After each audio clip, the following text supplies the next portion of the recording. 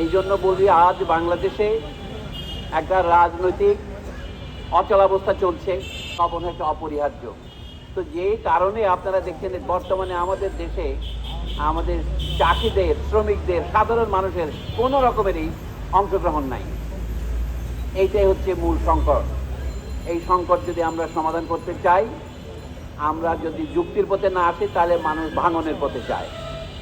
এই জন্য বলি আজ বাংলাদেশে একটা রাজনৈতিক অচলাবস্থা চলছে।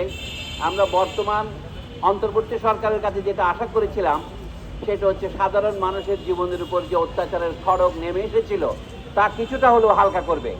যেটা আমরা দুঃখের সাথে বলতে বাধ্য, এই নতুন করে হঠাৎ এই ভরা মৌসুমে নতুন লবণ উৎপাদনের সময়ে নতুন করে বিদেশ থেকে লবণ আমদানির সিদ্ধান্ত কিছুতেই শুধু চাষি বিরোধী নয়, এটা দেশের স্বাধীনতা বিরোধী একটি কাজ। দেশে যদি শিল্প বিকশিত না হয়, আমরা পরনির্ভরশীল থেকে যাব। একদিন স্বপ্ন দেখেছিলাম আমরা বাংলাদেশের স্বাধীন সার্বভৌম রাষ্ট্র হবে।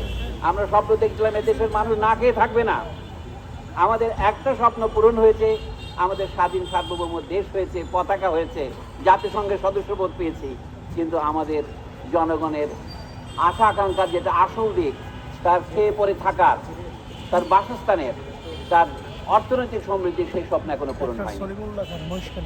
কাজে আমি একটা কথাই বলবো, এখানে আন্দোলন করতে যারা এসছেন তারা শুধু কক্সবাজার থেকে, চকরিয়া থেকে, মহেশখালী থেকে, কুতুবদিয়া থেকে এসেছেন। কিন্তু এই আন্দোলন, একটা কথা আমি যোগ করতে চাই, আপনারা যা বলেছেন, এটা শুধু কক্সবাজারের আঞ্চলিক আন্দোলন নয়, এটা বাংলাদেশের জাতীয় শিল্প বিকাশের আন্দোলনের একটি অংশ। এটা বলে গেলে চলবে না। বাংলাদেশে কি আধুনিক শিল্প প্রতিষ্ঠিত হবে? আমরা কি পরনির্ভরশীলতার অধীনতার হাত থেকে আদৌ কোনোদিন মুক্তি পাবো? তাহলে সেই মুক্তির পথ কি? আমরা জানি লবণ একটা মিশ্র শিল্প। আমরা কথায় কথা লিখেছি লবণ চাষি, তার মানে এটা কৃষির অন্তর্গত। আবার একই সাথে আমরা বলছি লবণ শিল্প, তাহলে এটি শিল্পের অন্তর্গত। আমরা আধুনিক অর্থনীতিকে 3 ভাগে ভাগ করি।